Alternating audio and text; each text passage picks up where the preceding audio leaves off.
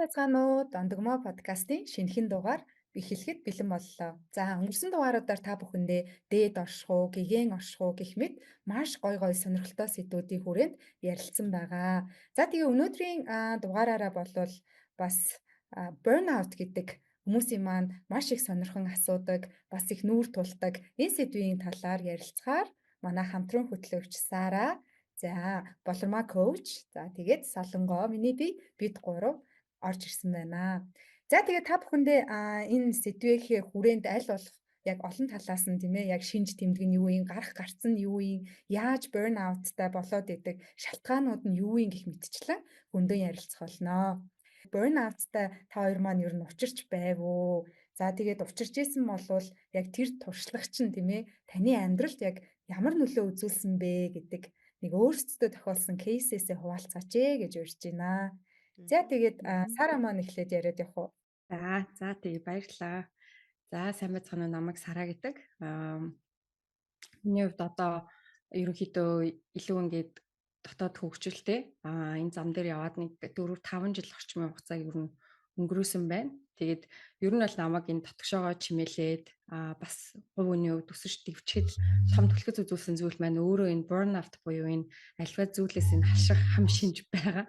Монголоор айгуу тийм сүртэй сонсогддог. Тэгээ burnout гэчихэр одоо яг бас шатлал гэж нэрлэдэг юм байна л да тий. Тэгээ яг энийг бол би хувьдаа амьдрал дээрээ яг мэдрээд ер нь бол за би ерөөсө болохгүй байгаа юм байна. Ямар нэгэн байдлаар ингээд зогсолт хийх те завсарлага авах хэрэгтэй юм байна гэдэг ийм сэрүүлэг авч исэн байт юм аа.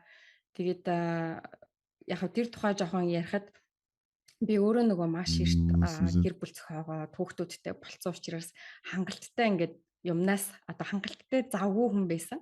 Тэгсэн ч гэсэн тэрний хажуугаар ингээд яг нөгөө ажил төрөл хийх, сурж боловсрох, нөгөө карьер хөөх гэдэг тэр хүсэл зорилгоо тавьж явуулж чадахгүйгээр ерөөсөө л байнгын ингээл хичээл зүтгэлээр ингээл дүүрэн тэгээд өөрийгөө нотолж харуулах гал хин нэгэн болох гээд ингээд нэлээ олон жил явжгаад тэгээд сүүлдээ бас яг тэр өөрийнхөө хүссэн ажилд ороод өсөж дэвжээд ингээд ийм удирдах албан тушаал дээр очсон байдیں۔ За тэгээд нөгөө ажлаа хийгээд ингээд тэр чинь би анх удаа ингээд ийм ажлыг хийж байгаа учраас өөрийгөө харуулах хэрэгтэй. Тэгээ бас өөрийгөө нотлох хэрэгтэй байгаа шүү дээ. Тэгэнгүүт хажуугаар бүх юм хийхийнхаа хажуугаар арай дэндүү ингээл хичээгээл илүү цагаар ажилладаг ч юм уу. Тэгэл асуудал байвал би шийдчихэж гэдэг юм уу. Ерөнхийдөө бас жоохон муу менежер байсан юм шиг байгаа. Эргээд ботхоор тэгэхээр ажилтнууд дээр мань асуудал үүсэх юм бол шийд гэж оролцдог тий. Тэнгүүд хурал зөвлөгөөн болохоор ингээд ямар нэг юм дээр факт гаргахгүй, асуудал гаргахгүй байхыг хичээн. Хий нэгэн асуулт асуухад тэрэнд хариулттай байх гэж хичээдэг ч юм уу. Ингээд байнгын ингээд нөгөө нэг юм өдөр болгон юм одоо бэлтгэлтэй, заримдаа нөгөө төгшүүртэй ингээд ийм хугацаа нэлээд удаан хугацаанд яваа. Тэгээд нэг л мэтгэд бас нэг 2-3 жилийн дараа ер нь ингээд өдөр болгон аюу цоглог орноосоо босвол ингээл ажилдаа явахдаа ингээл амар happy байдаг гэсэн чинь босмооргүй санагдаал, ажил руугаа очимооргүй санагдаал, ямар нэгэн шалтгаан гаргаад одоо тий хувчмаар санагдаад эсвэл ингээд ажил руугаа явж чаад өөр тийшээ чи хувчмаар ч юм санагдвал тэгэл нөгөө эморно гэж ирдэг штеп.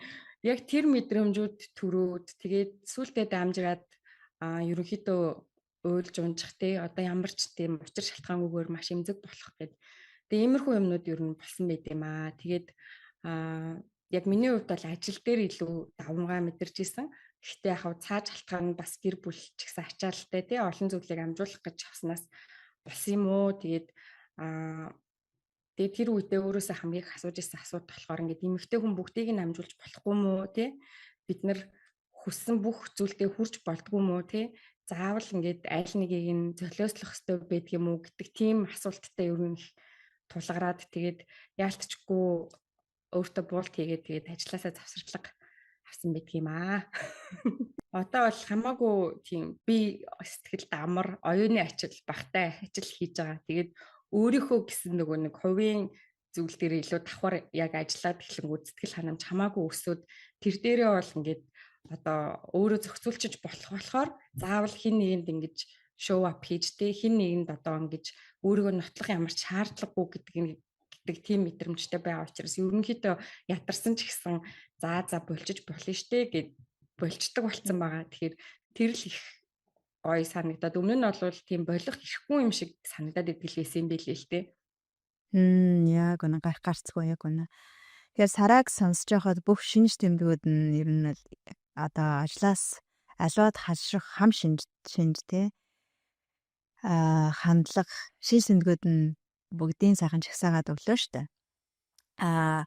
Сараа маань Jenkins Mongolia гээд те Richard Rudd гээд Английн одоо таныг мэрэгэн ухаантан гэгэнтэн тийм ээ тэр хүний аливаа бүтээлийг сургалтуудыг дамжуулдаг монгол хэлний орчуулдаг хүн байгаа. Тэгэхээр зөвхний дуудлага дагаж эхэлсэн байгаа. Магадгүй ажлаас хашрах энэ хам шинжийг хүртээд сайхан зорилго руугаа өсөрсөн те жинхэнэ зүрхний дуудлага дагаж эхэлсэн байхаа гэж бодож байна. Тэгэхээр юм болгоо учиртай мөн. Тэгэхээр одоо энэ цаг мөчид таны хувьд маш их хашраад, туйлдаад, ядраад байгаа бол ер нь өөрийгөө нэлээд удаан гаргуун гаргачихжээ л гэсэн утгатай тийм ээ. Тэгэхээр болормоо коучийн хувьд ч гэсэндээ сая 11-12 сард нэлийн ажлаас хашрах шинж тэмдэг нэлийн хурц илэрсэн байгаа. Өмнө нь бол яг хоо илэрдэг байсан байх, анзаардаггүй байсан тийм. За миний хувьд ч нөгөө 2 бяцхан хүүхэдтэй. За тэгээд нэлийн бас амбицтай тий одоо сарагийн хэлдэг шиг яагаад бүгдийг амжуулж болохгүй гэж. Яагаад би амжилттай карьертэй тэгээ сайхан гэр бүлтэй, сайхан хантай, өвдөгш бүрэн бүтэн байж болохгүй гэж гээд алийг нь чаяхгүй төлөө маш их зүтгэдэг. Тэ. Тэгээ найл нэгийг нь хайчвал болохгүй юм шиг санагддаг тийм үе байлаа л да. Одоо ч гэсэн тийм л байгаа. Ягаад бүрэн бүтэн байж болохгүй гэж. Ягаад бүхнийг хийж болохгүй гэж. Гэхдээ цаана бас арга зүй ухаан бас учир байна гэж. Тэгэхээр ажлаас хасрах хам шинжд орсон шалтгаануудын нэг нь яг хоо би эргээд бодоход өөрийнхөө бие, сэтгэл, оюун, сүнсний хэрэгцээ, тэр дундаа сүнсний хэрэгцээгээ бүр сайхан хоошин тавьцсан. За тэгэхээр аливаа сүнсний энергийн тухай, оршихуйн тухай мэдээлэлүүд бүгдийг хагаа тавьцсан. Цаашаа байжээ. Энэ бол одоо ингээд завтай өөр хүүхдүүд нь том болцсон тий одоо 10-20 хоногоор ингээд бяцлагаад явцдаг сайхан даяанчлаад явцдаг хүмүүсийн хийдэг ажлаа одоо энэ миний бол хийх ажил биш ээ. Би одоо самаадаг дасгалуудаар энэ жижигхэн сэтгэл зүйн аргуудаар өөрийгөө торгоогоод явж байгаа гэд. Үнэхээр торгоогоод өөртөө туслаад маш тустай байсан тий. Тэгэхээр амьдралдаа өмнө нь одоо хийж чадхааргүй тэр зүйлүүдийг өөр хүүхдтэй байхдаа ч гэсэн амжуулж чадчихсан. Тэр бол тус болсон.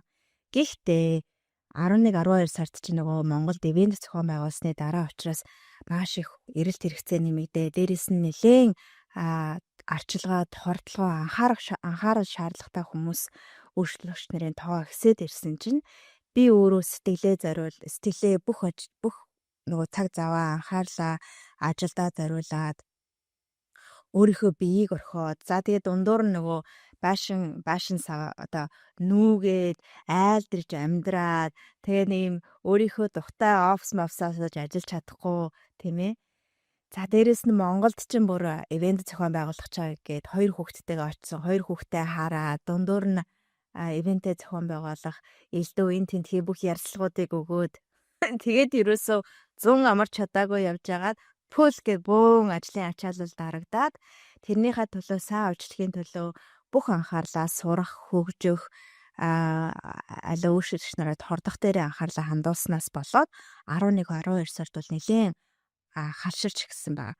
Хашрахтаа бүр өглөө уулзс руугаа орохдоо уйлаад те энэ арай бишээ гэд уйлаад тэгтээ би орж ирж өөрчлөгч нартаа бүтэн үйлчлэгээ үзүүлэх ёстой гэд өөрийгөө жоохон удирдаад тэгээд орж ирээд ингээд үйлчлэгээ үзүүлж ирсэн. Тэгээ яг хуу надад илэрж исэн шин сэндүүдийн нэг болохоор хүмүүс уулзалтаа цуцарчаасаа ч юм уу те эсвэл би нэг нэх гай бүхнийг мартаад ингээ өөр тийшээ яваад амарчих юмсан ч юм уу те тийм бодлого төрж исэн. Тэгээд бүх юм гүйцэж ирээд ингээ нуруунд дээр дарагдсан юм шиг. Тэгэхээр миний хувьд бол илүү бусдад таалагдана одоо гэхээс илүүгээр илүү бусдад хүлээн зөвшөөрөгдөн гэхээс илүү Энэ одоо энэ их ачаалал юм бүх хүнд нэг талаараа магадгүй үйлчлэгч нарт хүлэн шүрдгэсэн байж болох юм тий. Үйлчлэгч нартаа 100% сайн үйлчлэхийн төлөө маш их хичээл зүтгэл гаргасан ба. Тэгээ яг 12 сард энэ арай биш би ингэж амьдрмааргүй штэ. Энэ бол одоо бишээ шүү гэ. Тэгээд би анх Сараа маань өөрөө коуч аваад тэгэхээр Сараагаас үйлчлэгээ аваад аль чи надтай энэ бизнес стратеги тал дээр арай өөрчлөлт шинжил тал дээр коучинг хийгээд өгөөч гэд бид нэр уулзалт хийжсэн. Тэгээд үнэхээр сар гарны дотор том өөрчлөлтүүдийг хийгээд өөрөөсөө ачааллаа жоохон холдуулаад өөрөө тэгээд 7 хоногийн бясалгал дээр яваад өөртөө цаг гаргаад амьсгалах орон зайтай болоод одоо овоо ингэ шин мэдээлэл шин дүр төрхтэйгээр сууж байгаа. Тэгэхээр та хоёр маань хоёулаа л яг нөгөө ажил хэрэгч бүх юмыг зэрэг амжуулна гэж зүтгэдэг хоёр эмэгтэй төлөөллөө шүү дээ тий. Тэгээ коуч хүний хувьд ч гэсэндээ бас нөгөө анзаарч авахгүй болвол энэ burnout гэдэг зүйлд бас өртдөх магадaltaй байдаг юм байна гэдгийг бас харлаа. Тэгээ яг burnout гэж саяны та хоёрынхоо жишээг сонссон чинь нэг тийм ядарсан, түгшөөсөн ч юм уу тий. Нэг шинж тэмдгүүд нь нэг айгүй төстөө сонсогддог юм байна л да. Нэг юм юмнаас хойш суусан зүгээр л баймаар ч гэдэг юм уу хит их ачаал авсаар агаад ядраад байгаа ч юм шиг. Тэгвэл burnout гэдэг зүйл чинь яг нэг тийм хүмүүс нэг энгийн үедээ нэг ядардаг штэ. Нэг юм заримдаа нэг юм dark болвол нэг сэтгэл жоохон гутраат ч юм уу. Яг энгийн нэг тийм ядаргаа за энгийн нэг сэтгэл гутралаас burnout орох нь өөрөө яг ямар ялгаатай байдаг юм болоо. Энд дээр болормоо коучээс асуумаар байна. Илүү удаан үргэлжилдэг. Тэгээд бусдаас их тусгаарлагдсан мэдрэмж байхгүй удаан явна. Гүлээсэн байдалтай те. Гэхдээ ингээд хийж байгаа юмд юусэн анхаарал төвлөрөхгүй ч юм уу те. Хийж байгаа юмд чи анхаарал чинь төвлөрөхгүй, амарч чадахгүй. Бас зөв амралтыг өөртөө өгч чадахгүй боё. Зүгээр л зургатны өмнө хэвтээд өгөх ч юм уу те. Зураг тавиал янз янзын музейл ах. Тэгээд хуучин шарах дээр өмнө нь дээгүүр шарахууд маш их сэтэж гарч ирдэг. Тухайлбал 12 сард чинь би миний нөгөө биеийн ичхүүрүүд те одоо бид нар чинь Монгол өсгөлч ингээд аюух гадаад үзмжээр их хилдэг штэ. Энэ хөөрхөн хөөхөд юм, энэ муухай хөөхөд одоо гой нүдтэй юм, онгор нүдтэй юм, том гартай юм, жижигхэн гартай, нарийнхан гартай юм. Одоо энэ яаж амьдрнаа гэх мэтчлэн гэр те. Тэгэхээр 12 сард би ингээд яг burnout-ад одоо ажлаас хашрах хам шинжээн ингээд автаад нэлээ ядраад байж хахад тэр биеийн ичхүүрүүд ингээд жижигхэн нэг хүний харцаар ч юм уу хүний үгээр ингэж сэтэрч гарч ирж байсан. Мэдээж ойрхон дурсандаас холбоотой байх тийм ээ. Тэр ийм нэлээд уужиг бөгөөд аль эдийн нуун дарагдуулсан өөрөөсөө ч эргэж харахаас айдаг. Би зүгээр гэд ингээд бодоод яваад байдаг. Ингээд буруу хараад яваад байдаг. Алив сэтгэлийн тэр trauma шархуудаас сэтэрч эхэлдэг. Тэгээд эренгүүд чинь эргэн тойрныхоо бүх хүмүүс гомдно. Би болохоо байцсан хүн гэж бодно. Би ер нь хайр татан биш юм байна. Би тэгэхээр одоо ерөөсөө хинж биш юм байна гэд сайхан уйлаад бас чирмээргүй санагдах ч юм уу тийм ээ. Тим үеуд бол тохиолдож байсан. Тэгэхээр бас нэг шинж тэмдгүүдийнх нь нэг нь ингээд алив юм сэдрээд байдаг болох нь маш их гомддог, уйлдаг. Дээрээс нь ямар ч мэдрэмжгүй болоод гүлийгөө сайхан хэвтчихдэг тийм ээ. Төр зүрийн бага хэмжээний гутрал маягийн одоо гэдгийг жоохон ядаргаа бол байна. Маргааш нь сайхан босоод ирдэг тий. Гэхдээ тэр бол ихний шинж тэмдэг. Ер нь бол хүн одоо ингээд бодоход бол алив яг хүн зорилгынхоо төлөө жинхэнэ өөрийнхөө үннээрээ амьдарч байгаа тохиолдолд нэг их ядарч туйлдаад байдаг юм байхгүй юм байна. Учир нь бидний ихэнх ядаргаа туйлдаж чинь сэтгэл дотор өрнөдөг буюу сэтгэлийн зөрчлөөс хамаарат байна л да. Энэ хүн би ингээд хэлчмээр байдаг, даанч хэлж чадахгүй, хэлж болохгүй. Ажлаа ингээд хийчмээр байдаг, даанч болохгүй байгаа. Тэгэхээр өөрийнхөө жинхэнэ үнийг хэлж чадахгүй. Энэ дээр гарч ирээд гацаад байдаг. Тэгээд дотроо бухлаад бодоод байдаг. Тэгээ би ямаар байна, даанч амарч болохгүй. Одоо нөгөө бидний 6 сарын хөтөлбөрийн 2 дахь төвчний хичээл сэтгэлийн учрыг олох нь гэдэг хичээл байгаа шүү дээ, тийм ээ. Тэр хичээл чинь сэтгэлийн олон хэсгүүд байдгаа. Зарим нь бол ингээ менежер, зарим нь бол гал унтраагч гэх, зарим нь бол ингээ шахсан хэсгүүд байдгаа гэд Тэнгүүд менежер буюу хизээч чамайг би ийм ичхүүртэй байдалд оруулахгүй, хизээч ийм сул дорой байдалд оруулахгүй шүү гэж хамгаалж гарч ирсэн сэтгэлийн хэсгүүд асар хүчтэй байгаад тэр нь ямар нэгэн байдлаар би ажилдаа хамгийн сайн байна, би хамгийн шилдэг нь байна, хамгийн мундаг нь байна, хизээд бүхний хариултыг аавна, хизээд хүчрэх байна гэж өдөр болгон байнгын бүрэн 100% бэлтгэлтэй байж байдаг менежер хэсгүүд амрах олохгүйгээр таныг зүтгүүлэх бүх юмд ингээ шамдуулах мөн. Гэтэл хүн чинь байгалийн хуулиараа амарч ажиллаа доошоо амрах үедээ амарч чадахгүй сэтгэлийн нэг хэсэг нь таныг өмнөөс чинь амьдралын чинь гартаа авчаад амраахгүйгээр одоо цагт чинь байлгаж анхаарлаа чинь төвлөрүүлэхгүй байнгын ийм байдалтай байлгаснаас болоод бие сэтгэл махбод чинь ингээд туйлдаж эхэлнэ. Сүнс чинь туйлдаж эхэлнэ. Сүнс чинь унтаа байдалд орно мөн. Тэгээд эренгүүд чинь нөгөө хуучин шархуу сэтэрч эхэлдэг. Маш хүнд мэдрэмжүүдэд автаж эхэлдэг. Гүн ядаргаа, туйлдал, мэдрэмжгүй байдал, эсвэл маш их ууртай бухимдалтай юм байдал мөн. Тэгээд шарах сэтэрхээс сэргийлээд нөгөө гал унтраагч нар буюу за энэ нөгөө хуучин хэцүү мэдрэмжүү сэтрэх гээд шүү. Тэгэхээр энийг одоо унтраах алхмууд хийх хэрэгтэй байна. Тэгээд гал унтраагч нарын гол онцлогч нөгөө сэтгэлийн хамгаалагч нар чинь дахиад ийм мэдрэмж хүнд хэцүү мэдрэмжийг мэдрүүлэхүүн тулд болчимгүй аргууд хэрэгэлдэг. Тэр нь юу гэдгийг архинд онтуулах, төр зүрийн одоо таашаал авах зүйлсүүдийг хийх, маш удаан хугацаагаар телевиз үзүүлэх, эсвэл хин нэгэнд очиж сайхан уураа гаргаад хэрүүл хийгээд хин нэг зодоо цохоод авах ч юм уу тийм ээ. Эсвэл хин нэгэн сайхан гомдлоо чиний буруу байсан шүү гэд хов сэгсэдэл хов яриад тэ хин нэгэн лөө буруугаа чигчээд тэгээд ингээд сайхан хараач миний буруу биш байсан байхгүй юу? Ийм л гоё агаастай гэж орж ирж байгаа. Тэгэхээр сэтгэлийн дотоод зурчил менежер нь таныг маш хүчтэй шахаа тэмцэлдээд нөгөө талдаа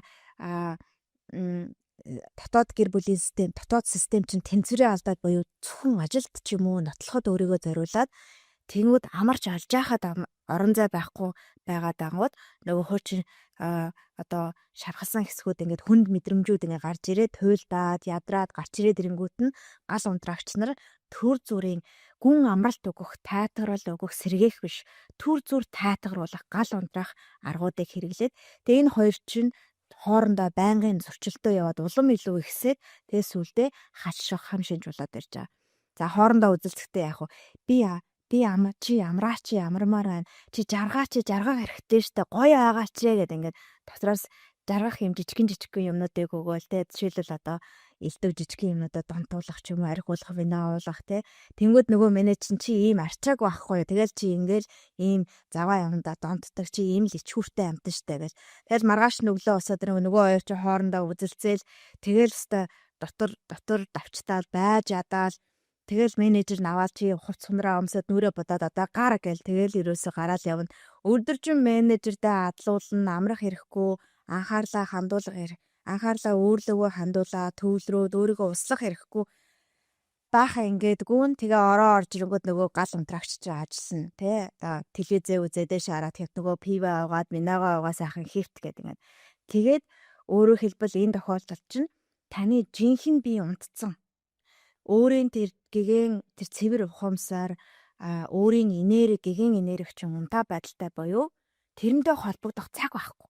Учир нь менежер чинь бүх цагийг чинь хин нэгэнд өөрийг чинь нотлох, хизээж тийм байхгүй шүү гэж бүх булчин чинь чангалдаг тийм ээ. За менежер ажиллаж байгаа яаж ажиллах вэ? Бидээр яаж илэрх вэ те?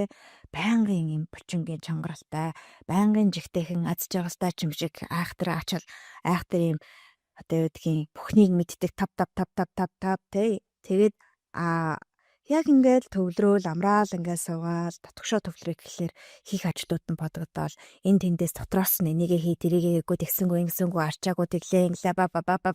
Тэгээ юун дотгошоо төвлөрөөд өөртөөгөө холбогдох зав байхгүй. Учир нь өөртөөгөө холбогдохын тулд энэ бүх гадаад анхаарал буюу менежерийг төр зүр хоош нь байлгаж агаад менежер чинь дотгош нь анхаарал хандуулах болохгүй. Дандаа гадаад буюу 3 хэмжээс нь материалын ертөнцид учраа олох чинь л тусалж байгаа. Гэтэл өөрийн энерги чинь анхаарлыг таслаад дотгошоо хандаад холбогдоод эргэн санах буюу жинхэнэ би чинь энэ штэ. Миний жинхэнэ энерги, жинхэнэ дүр төрх ухамсар чинь энэ байхгүй юу гэж санаад тэгээд тэрийг идэвхжүүлэхэд улам илүү идэвхжиж гарч ирдэг. Тэгэд ийм комплекс байдалд орчихлоороо би сэтгэл оюун сүнсний хямралд ороод тэгээд гүлөө дэшээ хараад чарлаад хэвтэж байгаа байдал бол ажлаас хасших альбаад хасших хам шинж. Зөвхөн ажлаас ч гэлтгүй аав ээжүүд тийм ээ амьдралаас хасширч байгаа шүү дээ тийм ээ. Сара маань инээгээл. Сая нөгөө шинж тэмдгүүдийг дурсан. Мэднэ болоод байна тий. Би харин бүр сая яг дундуур нь өсөрч ороод юм ярмаар бүр санагдчихэж шүү дээ. Сасаад байсан чи би бүр надад хамгийн тод торож гарч ирсэн чи яг дахиад ажилтай л холбоотой л юм л та. Ер нь яг ажил дээр нэг давмаар болохоор одоо миний хувьд бол яг ингэдэг байсан байхгүй юу. Амар олон цаг ажиллаад тэгэл баг хамгийн сүүлд ажилласаа буудаг хүн болчдөг. Тэгээ сүүлдээ тэр нь ингээд зуршил болчдөг. Тэгэнгүүтээ нэгтгэхээс 5 дахь хүртэл амар сайхан ажиллаа л одоо би ингээд их ажилтсан юм чинь гээл 5 дахь өдөр ажлынхаа бүр ингээ гавьяа шагнал болгож одоо гардыг штэ Монголд чинь тий. Тэгээ бүр тэгдэг тэгээ бүр өөрөө манлайлдаг тэгээд ядчийтл нөгөө хүүхэд мөхттэй болохоор чинь миний хувьд өөрийгөө шагнаж байгаа шагнал маань хөрхийн нөгөө баасан ахын төрсөн өдөр гитг шиг юм байна. Тэгэхээр яг одоо ч нэгтгэхгүй байгаа ч гэсэн ер нь бол яг ингээд тэр бол бүр зүгээр л зуршил болсон. Тэгээд нөгөө Март Цэргийн Баяр шинэ жил гээл бид нар чи явцдаг штэ тэрэн шиг яг баасангаа хариг бодлыг тэгсэн байсан. Тэгээ яг тэр баасангаа харгийн нэг тэр нөгөө гал сөнөөгчийг санагдаад тэгээд хэрвээ одоо ямар нэгэн байдлаар ядарсан ч юм уу одоо ууж идчихэд хүний бие чи ингээ шартдаг ч юм уу эсвэл ингээ босмоор санагдангууд бос ста нүүр амаа энзлаад одоо усан дороо хурдан гар.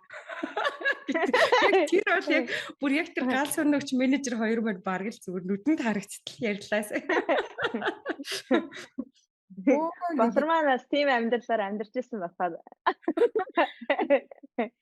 Тэгээ баасан гаргийн дараа чи нөгөө хагасааны өглөө хүүхдүүдийнхээ өглөөний цаг бэлтэн штэ. Тэгэхэд хөвтөх ирэх байхгүй тэр чи. Тийм л юм санаанд орлоо. Sorry жоо. Өөр тийш хазарлах. Тэгээд ням гаргийн ороо юу болдог вэ? Юу ми санахгүй. Яш мэдрэмжгүй болсон дээ. Ажлаа бодсон чи бүх бочин шүрмсэн өнөө ямар ч мэдрэмжгүй болоод ингээ одоо явна да. Явдаг л байх та гэдэг. Тэгээ яг санхүү талаас ингээ бодох юм бол бид нэр ажиллаад мөнгө олоол те маш сайхан мөнгө олонгуудаа сайхан дэмэртлээ өрөөл. Тэгээд газ унтрагч нь хамаг мөнгө чинь аваад өрөөл зарцуулаад те.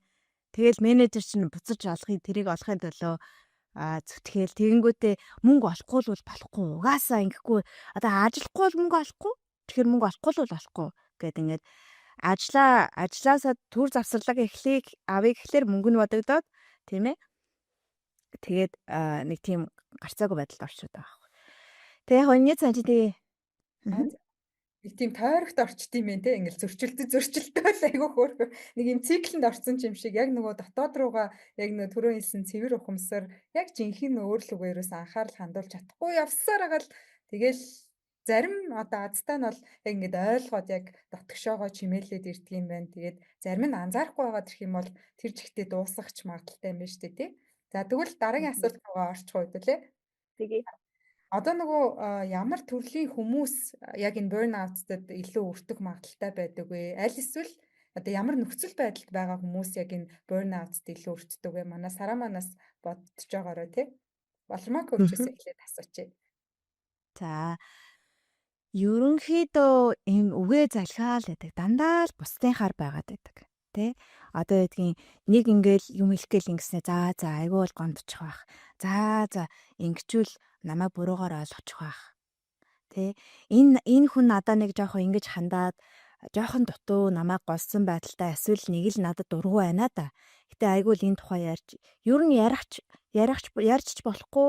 Тэгэхээр чив чимээгүй дандаа иймэрхүү бухимдлуудаа жижиг өдөр тутмын харилцааны амьдралын жижиг бухимдлуудыг бүгдийн дотгошин ингээд нуугаад хэлж болохгүй хэлүүл асуудалд орчин муу хүн болчин эсвэл би гомдомтгой хүн болчин одоо гомшинтгой хүн болчин тэгэхээр чив чимээгүй бүгдийн хадгалаас сурцсан тийм хүмүүс маш их хурдан халшрах хам шинжтэй болчдаг юм шиг санагддаг. Гэтэл дотор нь маш их зөрчил үүсэж байгаа хэрэг. Энийг хэлмээр явж хэлж чадахгүй, амарч чадахгүй. би надад ийм хэрэгцээ байж илэрхийлж болохгүй. Энэ нь ерөнхийдөө хүүхэд наснаас ер нь тэгээ яг соёлыг дагсан тийм ээ бид нэрээ ер нь өсөн тойрны хувцастай аливаа сэтгэл хөдлөлийг бид нэр зөвшөөрдөггүй тий хүүхдийнхээ сэтгэл хөдлөлийг зөвшөөрдөггүй гоншгонхыг зөвшөөрдөггүй ядрахыг нь зөвшөөрдөггүй шүү дээ дандаа л мундаг бай сайн бай чи чадна чи хамгийн шилдэг байх хэвээр ингээд маш их урамшуулдаг. Тэр урамшуулж ингэж зориг өгөх нь ингэж хөдөлмөрлөх нь чухал боловч нөгөө талаараа хүний сэтгэл гэдэг тэр зүйлийг ялангуяа сэтгэл хөдлөлтөй учраа олоход нь бага наснд нь маш сайн туслах хэрэгтэй байгаад байгаа юм л да. Бага наснд ч нөгөө шүүлтүргүүгээр алив сэтгэл хөдлөл бодлоо ингээд илэрхийлдэг. Ямар шүүлтүргүү илэрхийлдэг. Тэр бодлыг нь аваачаад ичээгээд гимшээгээд муу байна, сайн байна, болохгүй гэд шууд загнаад баг дээр нь дарж авна гэж зодоо загнаад зэмлээд тэгж болохгүй, ингэж болохгүй гэд өсчгөр хүүхэд ийм хайрцагын дотор өсөж байгаа. Тэр хайрцагын дотроо одоо том хүн болцсон. Тэгээ хайрцаглагдсан учраас гарах гарцгүй. Тэгээ сэтгэлийн хувьд гарах гарцгүй юм төгжигдмэл зогсон байдалд очихоор дандаа би чөлөөтэй баймаар чадахгүй. Тэгэхээр юм дандаа зөрчил байгаа. Тэгэхээр эрхчлөөгүй хумигдмал байдал. Тэгэхээр хүүхэд насны дарагдмал тийм байдал. За дээрэс нь яг өсөн тойрны хувцастаа их харилцааны травма амсчихсан бол эцэг их ээж аав ямар нэгэн байдлаар өөрсдөө хитээцсэн менежерүүдтэй байсан тий. Ээж аав өөрөөрөө байгаагүй буюу өөрийн жинхэнэ энерги ухамсараараа хүмүүжүүлж чадаагүй менежерээ эсвэл гал унтраагчаараа ингээд энэ хоёртоо амьдралаа атгуулсан байдалтайгаар өөр хүүхдээ өсгөөд тийм байдалд өссөн хүүхдүүд чинь ээж аавын тэр одоо хитээцсэн итгэл үнэмшлийг хизээч тийм байхгүй шүү гэдэг тий хизээч би хүнд муугаа харуулахгүй хизээч би бохор хуцтай явахгүй хизээч би нүрээ будаагүйгээр гадаа гарахгүй гэдэг ч юм уу тий хизээч би үнэлгээтэй дүн авахгүй хизээч би Монголд сурахгүй гэдэг ч юм уу тийм хизээч гэдэг тийм итгэл үнэмшил хитээцсэн байдлуудыг хатуу үзлийг зүрхэндээ ингээд барьчихсан одоо барьчихсан тийм менежерүүдээр амьдралаа удирдуулсан аав ээж хүүхдээ өсгөхдөө тэр менежерээ хүүхдүүдэд дамжуулцдаг тийм ээ дамжуулцдаг. Учир нь ээж хүүхдүүд чинь жинхэнэ дүрийг чинь танихгүй байгаад ш гэгээн дүр тэр ухамсар жинхэнэ тэр өөрийн маш гоё цэвэр одоо гэдгийг тайван догтун нэн сэтгэлтэй зоригтой хайраар дөрөн өгөөмөр тэр дүрийг чинь таниагүйгээр менежер чинь дүрээр таныг харж исэн тийм ээ. Тэгэхээр тэрийг аваад төрөөд өсөн тойрны хувцастаа гэхдээ яг энийг зөвхөн аав ээжийн бас буруу биш энэ чинь соёлын тогтооц тийм ээ. Дээрээс нь манай соёлд манай нийгэм тохиолдсон дээр их хүнд шилжилтүүдийн үед чинь менежерүүд маш хүчтэй хүний доторх тэр менежерүүд маш хүчтэй амилж гарч ирж байгаа шүү дээ. Зарим нь бол гал унтраагч нар нь тийм үү.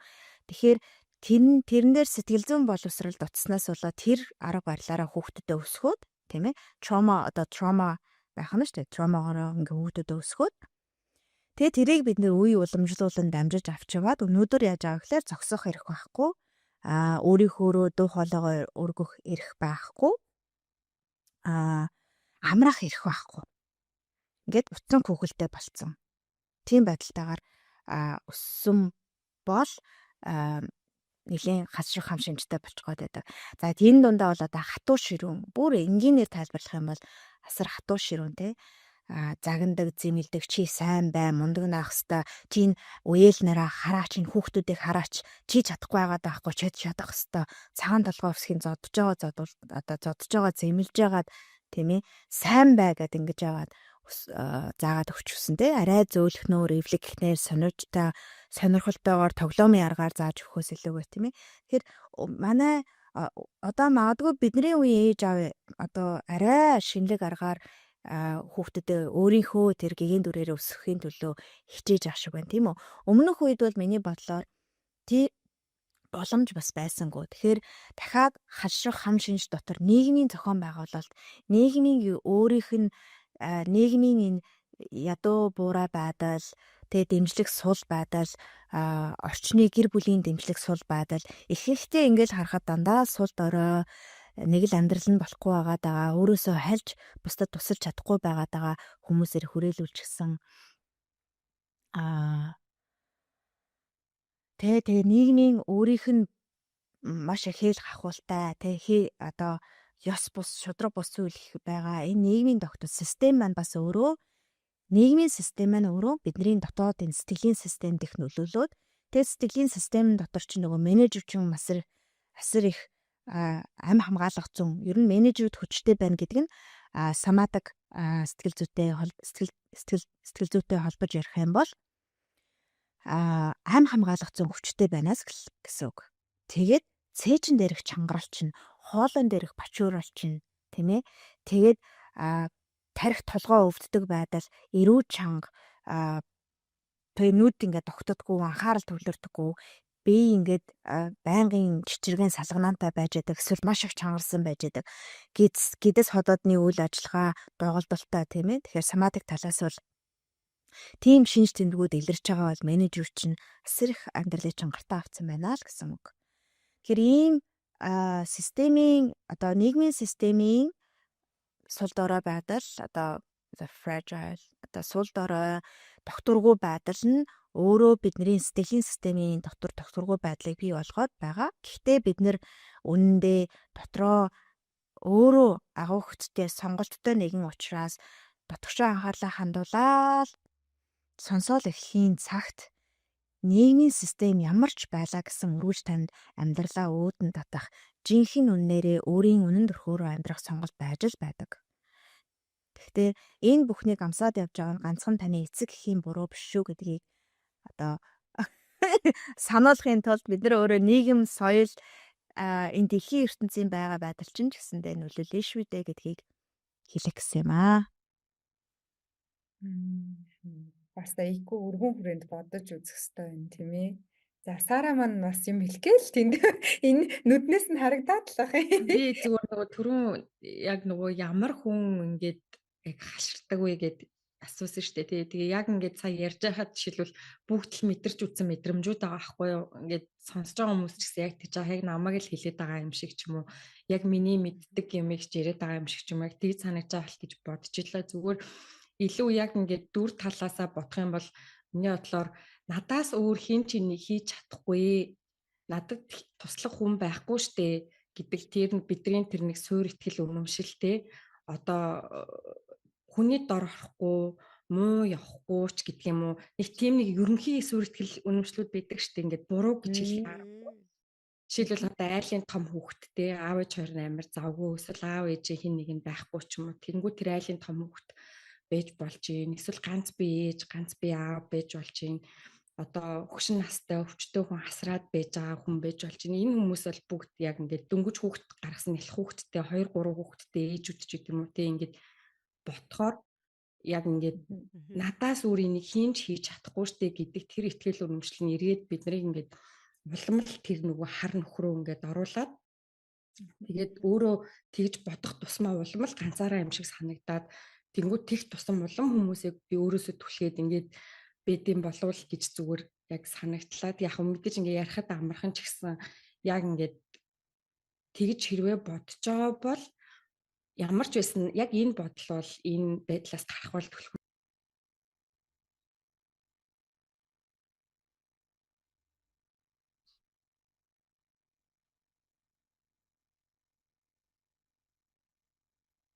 Тийшээ ах.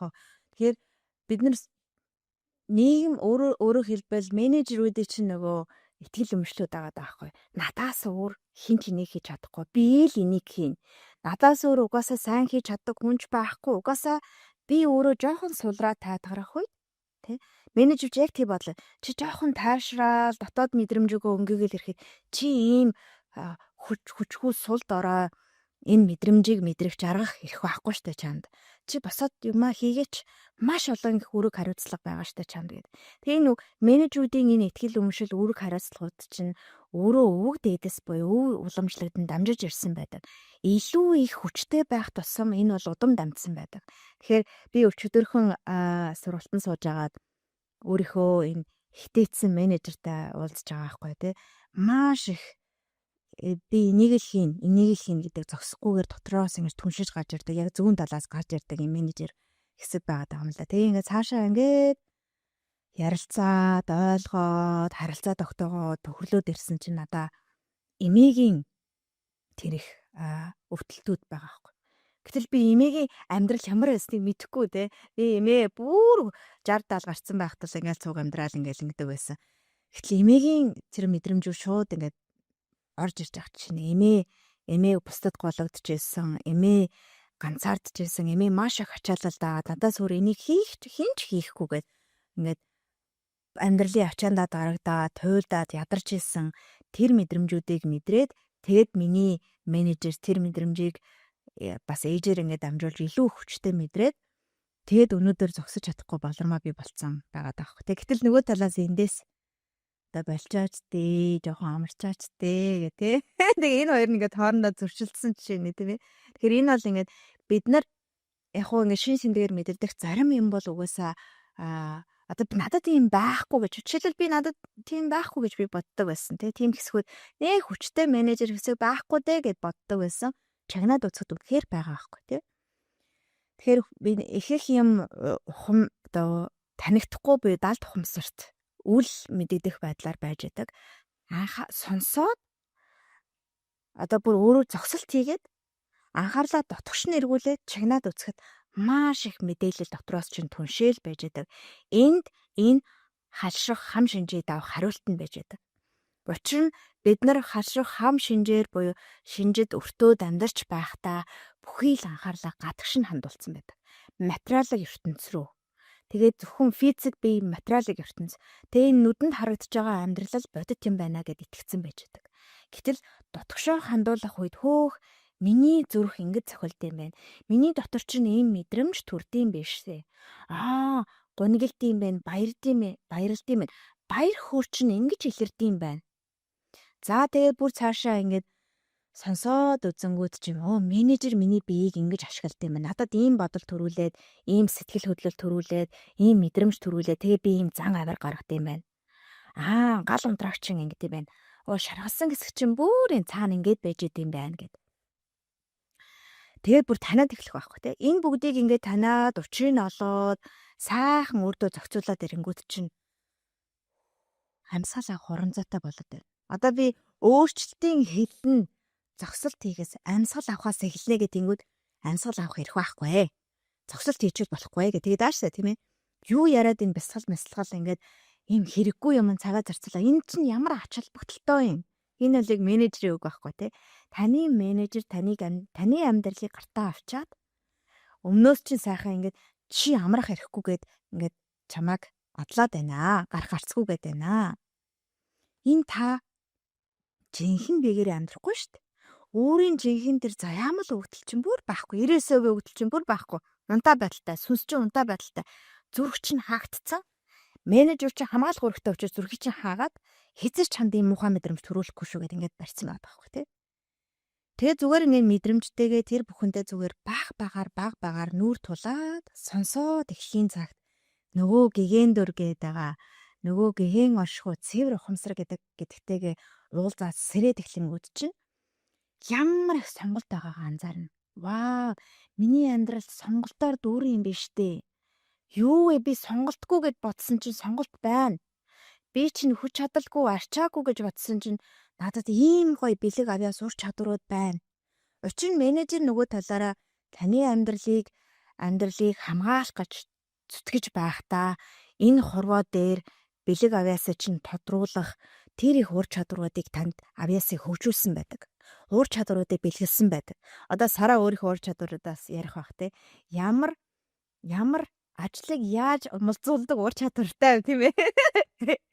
За Балармагийн одоо өөрийн амьдралын зохион байгуулалтын ур чадвар гэх мэтчлэн ийм олон ур чадваруудыг өгсөн байж байгаа байхгүй.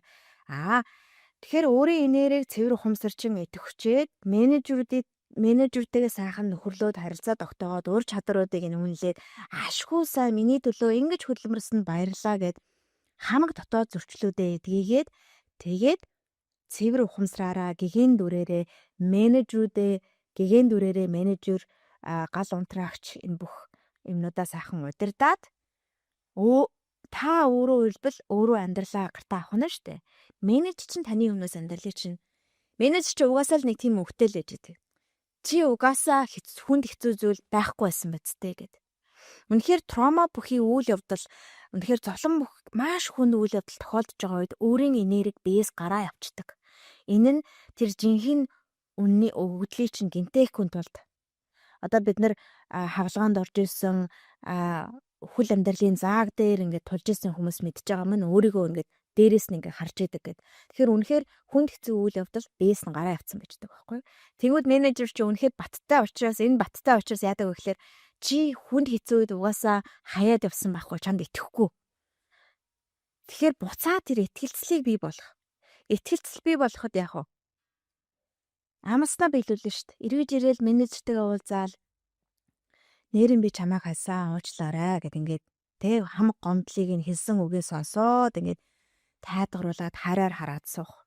Нэг удаа биш ахна шүү дээ. Өдөр болгон байнгын. Тэгэхээр энэ бол дасгалжуулалт шаарддаг зүйл. Тэгвэл танд олон их цагийг одоо менежер чинь бодож байгаа тийм ийм их цагийг би өөртөө зарцуулах юм уу гэж. Өдөрт нэг 2-3 минут ч байсан болно. 30 секунд ч байсан болно. Сараг сонсё. Яг энэ менежер гаалan унтраагч тэгээд энэ өөрийн гигийн одоо тий оршихуу гэд энэ гурвыг л яг тогтоогоод авчих юм бол ингээд их тийм чухал юм шиг л ер нь санагдлаа. Тэгээд яг ингээд дандаа сайн байх албатай мó нөгөө нэг өдөр хаан байсан дээр энэ төр гэдэг тэр одоо юмуд бол гал сөнөх гал унтрагч юм байна. Яг ингээд сая бодонгууд тэгэнгүүт ингээл одоо би энэ уулыг давна ингэн тэгнэ гэдэг одоо тийм нэг мэрэлт зүтгэлүүд бол яг ингээ бүгдээрээ менежерүүд юм байна да. Тэгээд бид нар одоо эцэг эхийн хувьд ч гэсэн харилцааны хувьд ч гэсэн ингээд одоо яаж энэ хүүхдийг ингээд хүмүүжүүлэх үү ч гэдэг юм уу тэгдэг штеп. Яг сая бол надад төрсөн мэдрэмж бол яг тийм л хэлээ. Би бол хүүхдүүд дээр амар их менежер гаргад юм байна да. Ерөөсөл миний хамгийн том менежер бол хүүхдүүд дээр амар их гард юм байна. Би өгөн энэ хүүхдүүдийг хайрлах гэж энэ орвоод авчирсан болохоос энэ хүүхдүүд миний ажилтан шиг байх гэж ирээгүй штэ. Яг тэр эргээд тэр угаасаа миний өөрийнхөө харилцдаг харилцааны л тусгал юм байна гэж зүгээр сая яг бодчихлаа. Би нөгөө болормоо коучээсөө яг нэг удаа нөгөө ганцаарчилсан коучинг авсан шүү дээ. Тэгээ тэрэн дээр одоо би ингээд нэг эмпатик хүн юм шиг хэрнээ ингээд одоо бясалгал хийх гэж суухаар ч юм уу те дандаа миний ингээд тарих оюун ухаанаараа ингээд яг дотоодоосоо биш оюун ухаанаараа ингээд төсөөллөөрөө одоо нөгөө дотоод хүүхэд гээл дотоод хүүхэд маань бодвол одоо нэг яг бидний нөгөө тэр нэг цэвэрхэн тэр нэг цэвэр ухамсар гэж хэлээд байгаа зүйл юм шиг байна гэж би ойлгоод байхгүй.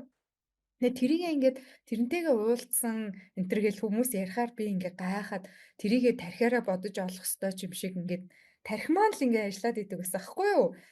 Тэгээ тэр дотоод хүүхэд нь ямар юм байд юм бол гэж байгаа л нөгөө янз бүрийн үзсэн кино минутыгаа дүртэй холиот ч юм уу.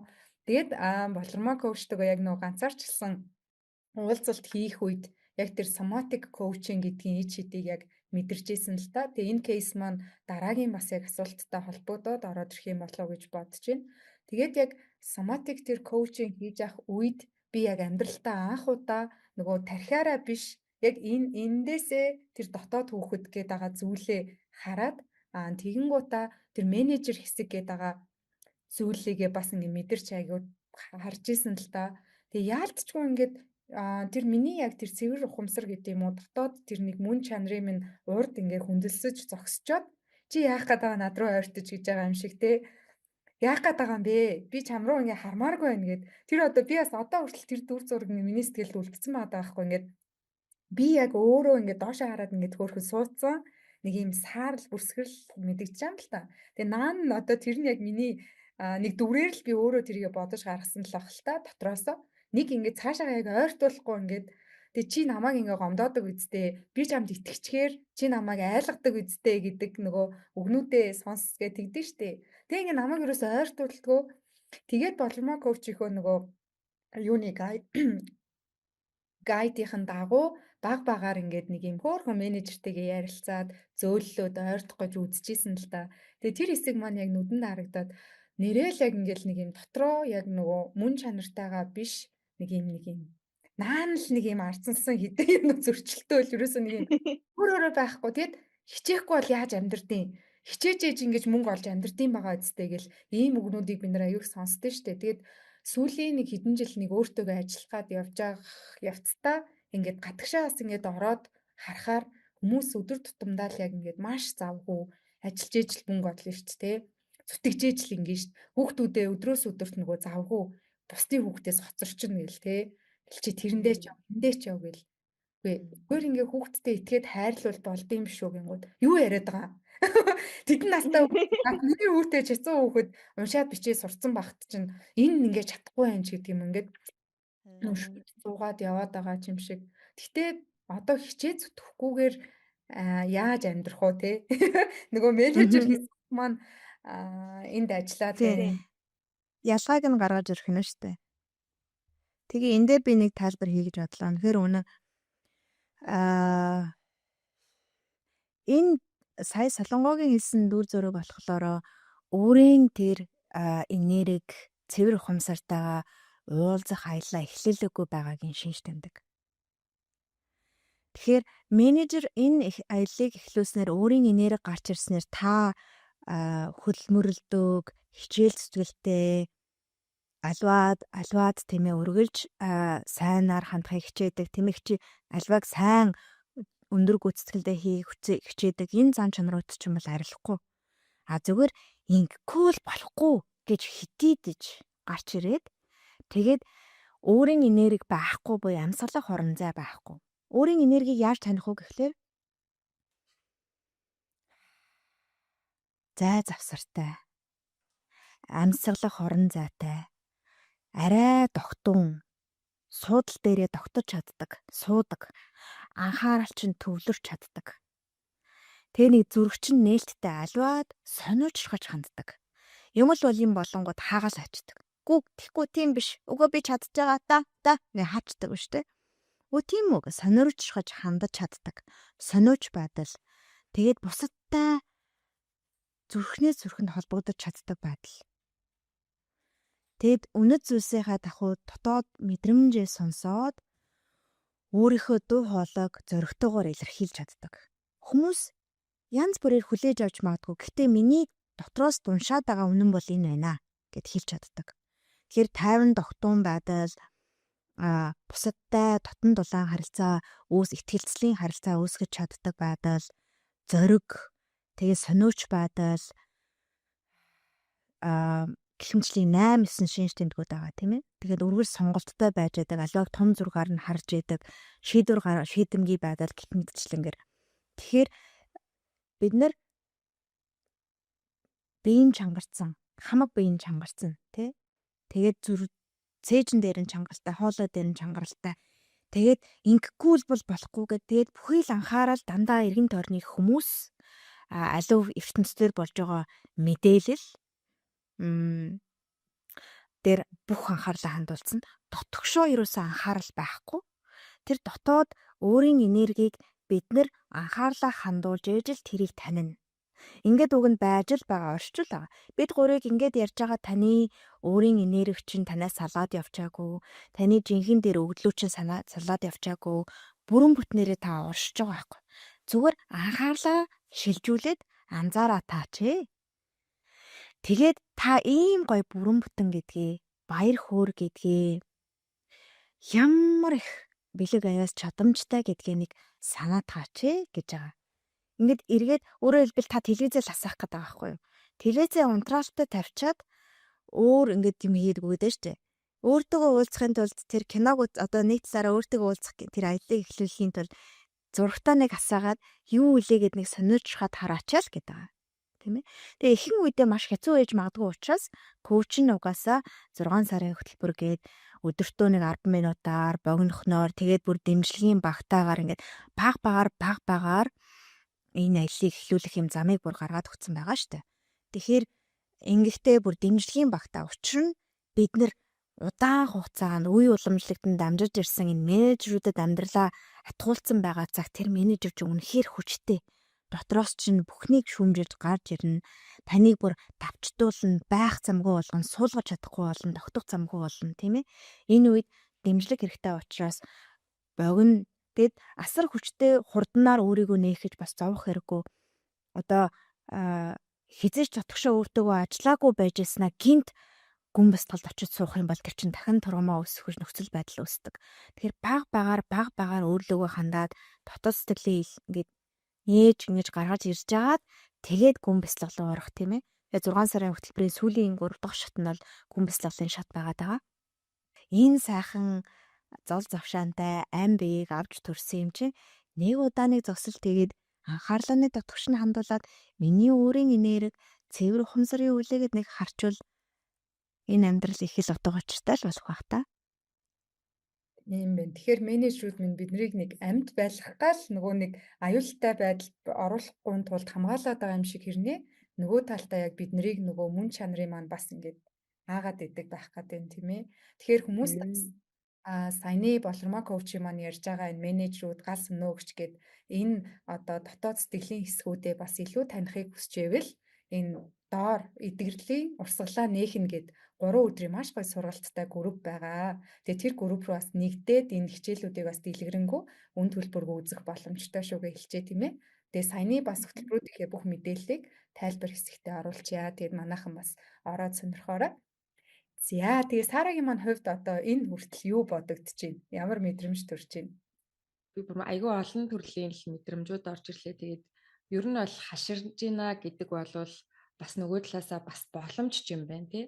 Одоо хамгийн түрүүнд ингээд энийг сонирхож байгаа хүмүүс бол яг нэг манай нэмэх 30-ын байгаах гэж бодож байгаа байхгүй одоо яг нэг 28-аас нэг 35 насныхан тий.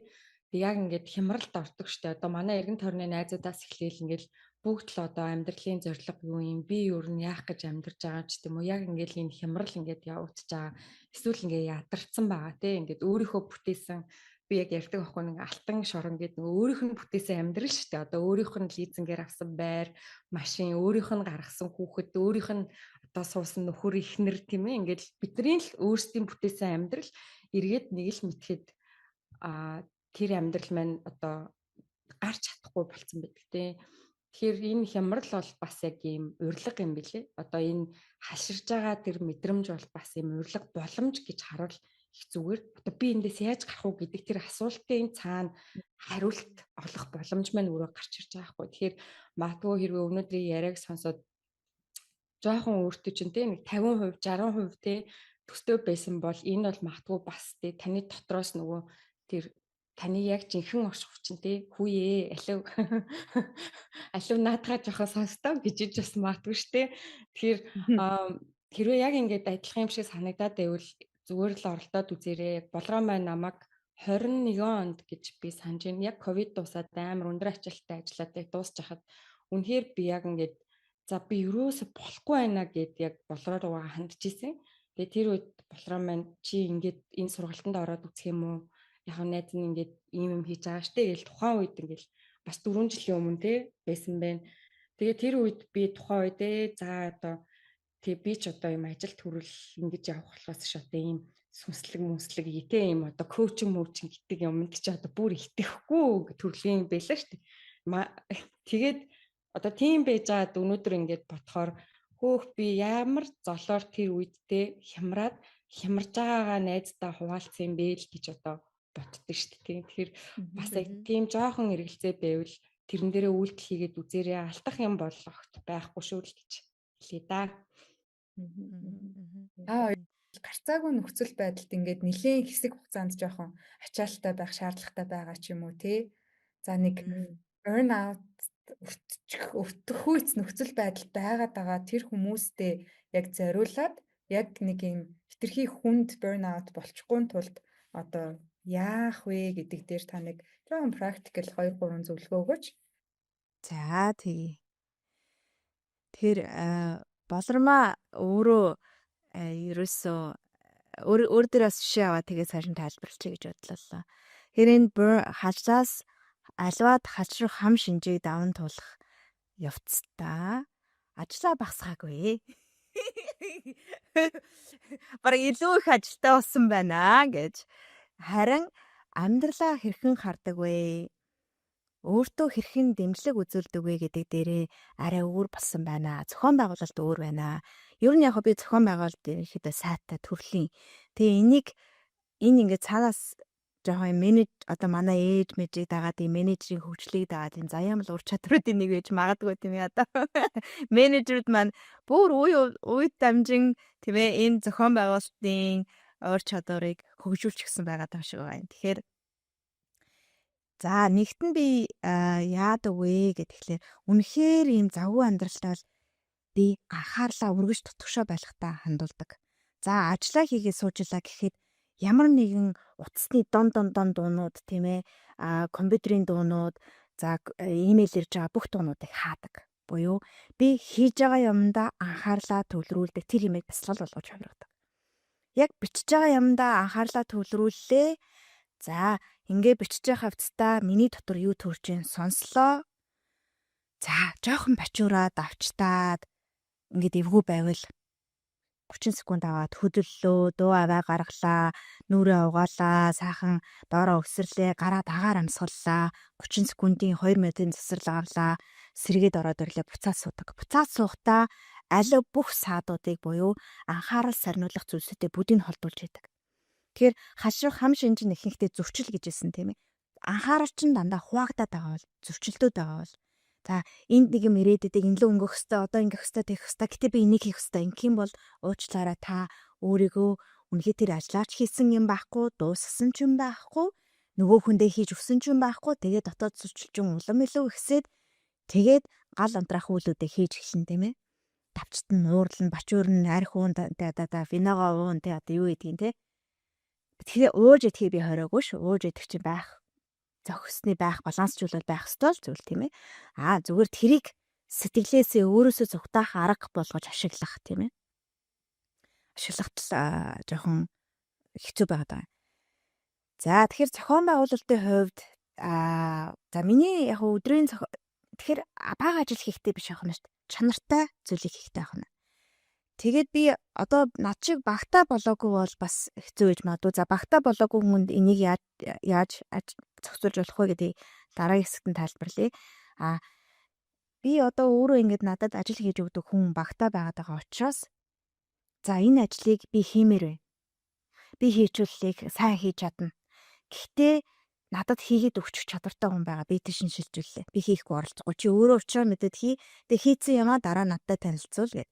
Тэгээ тэрийг бас заримдаа харж чадахгүй. Тэгэхээр хальт ингэ гүйлгэж харснаа хальт уулзаад 2 3 асуултаар асуугаад тэгээ болж байгаа юм уу? За тэгвэл болж байгаа бол чи хийгээд ингэ дандаа даатгадаг. Тэгээ даатгахтаа би бүрэн даатгаад этгээд даатгачдаг.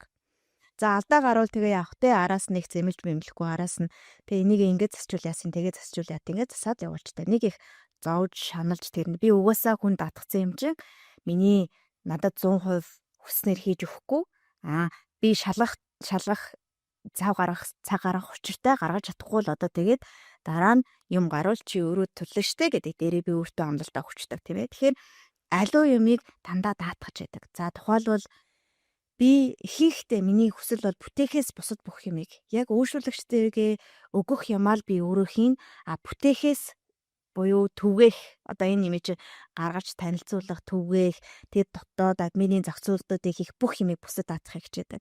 Тэгэхээр би бодлороо ухамсараараа дотгошоо холбогдоод надад яг ийм хүн л хэрэгтэй байна. Ийм ур чадвартай, ийм хандлагатай ингэж юм хийчдэг хүн хэрэгтэй байна. За гэдэг ингээд яг хүсэж байгаа зүйлээ маш тодорхой болгоод дотгошоо чимэлээ тэрэн дээрээ бясалгацдаг буюу ертөнц хорвоод юу хүсэж байгаагаа хэлцдэг. Тэгээд эрэнгүүд одоо над дээр бүрдсэн баг бол бүр яг пум гэд нэг нөхөж орж ирдэг маш сайхан баг хамт олон бий болсон. Мэдээж хүн төвс бүс учраас янз бүрийн юм гарна. За болормоо өөрөө төвс бүс учраас янз бүрийн үг яваа хэлнэ. Буруу зөрөө тэг өөрөө бүтээхтэй ингээд донтчихсан хүн учраас нэг юм бүтээгээл тэрнийх нь учрыг олохгүй байж тал дахиад нэг юм бүтээмээр санагдал энийг хиймээр нэгэл одоо энийг л хийнэ гэл ингээл хүчтэй орж ирээ самраал тий ийм юм болно. Тэгэл буцаагаа зогсуулаад эвлэрүүлээл. Тэгэхээр дандаа багтаа даатах юмаа даатах, хариуцлагын өгөөд этгээд даатгах тийм ээ. Тэгэхээр өөрийн энэ яг өөрт байгаа тэр багийг бүрдүүлэхийн тулд дотгошоо чимэлээд юу хүсэж байгаа тодорхойлоод тэгээд бүр бичээд тэрэн дээр бясалгах тий тэр хүн орж ирнэ гэдэгт итгэлтэй байх. Тэгээд таниад тийм ээ. За өөрийн хувийн амьдралын зохион байгуулалтыг бяцхан хүүхдүүдтэй гэр бүл ингээд авч яваад Канада улсад чинь амьдрахт чинь нөгөө гэр бүлийн дэмжлэг аливаа энэ үеэл ирээд энийг хийгээд энэ хүүхдийг тэдэн цаг хараадах энэ хүүхэд аваад байхгүй шүү дээ. Би өөрөө хүүхдээ өргөж ин өөрөө хүүхдээ аавна дундуур нь өөрөө хоолоо хийн хувцас авгаан нөгөө хүүхэд мөхөд ор морондоо шийдсэн бол хамаг ор дээрээ өөрөө угаан тийм ээ. Бүх юма өөрөө зохицуулна шүү дээ. Тийм ээ. Тэгэхээр энэ бүх юмыг зохицуулахдаа яаж ажилдаг вэ гэдэг ихлээр одоо бол би өглөө 4:30-д бас бясалгал хийдэг. 1-2 цагийг өөртөө бэлгэлдэг. Үнэхээр би өөртөөгөө уулзаж энэ гэгэн дүрээ гэгэн оршихуйгаа цэвэр ухамсараа сандахгүй бол энэ цагийг эхэлж би гаргахгүй бол өнөөдөр би ажлаа менежерүүдээрээ удирдуулаад амьдралаа менежерүүдээрээ л авч явах юм байна. Тэгэл энэ бодит материалын ертөнцийн би илүү их цагийг зарцуулж байгаа учраас энэ нь илүү тод болоод би айдас ичхүүр гэмшил нөгөө стресстэй автаал явчих юм байна. Тэгэхээр би 4:30-д босч бясалгаж байгаа.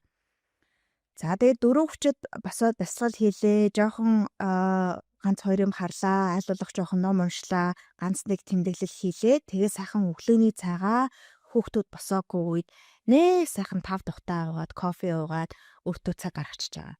За өмнө нь боломоо тэгдэггүй байсан үгүй тэгдэггүй байсан. Тэгж чаддаггүй байсан. Яагаад гэвэл би өөрөө гал унтраагч нар маань оройдоо ажиллаад амархын тулд намайг кино үзүүлнэ, дэмий зүйл хийлгүүлнэ, сошиал медиа ахуулна, эсвэл цаахан ингээд дэмий ингээд ороо эрт унтуулахгүй баахан юмнууд хийн тийм ээ.